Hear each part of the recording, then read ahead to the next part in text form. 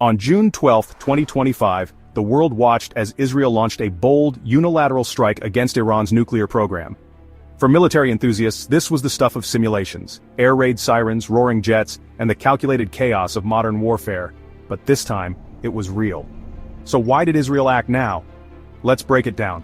After months of failed nuclear talks, Iran ramped up uranium enrichment, coming dangerously close to weapons-grade levels. The International Atomic Energy Agency had just issued its toughest censure in 20 years, with Iran rebuilding its air defense systems, damaged in an Israeli raid months prior. Israel saw a narrow window of opportunity.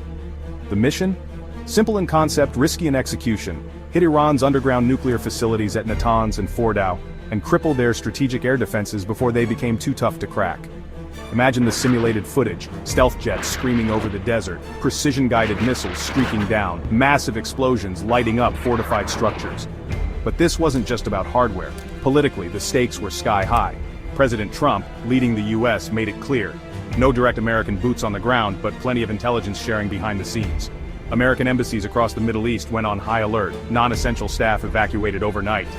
Meanwhile, Iran's response was as fierce as you'd expect. IRGC commanders promised a history-making retaliation, warning that every US base in the region was now a target.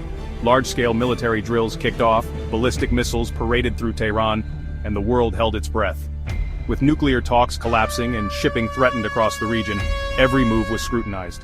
Israel's leadership, led by Prime Minister Netanyahu, gambled everything on this rapid strike, betting that speed and surprise could outpace Iran's rebuilding efforts. As the simulated bombs fell, one thing became clear. In modern conflict, timing, intelligence, and nerve can decide everything. For military watchers like me, this was an unprecedented glimpse into the razor's edge of 21st century warfare. Thanks for watching. Subscribe for more deep dives into current military conflicts and strategy.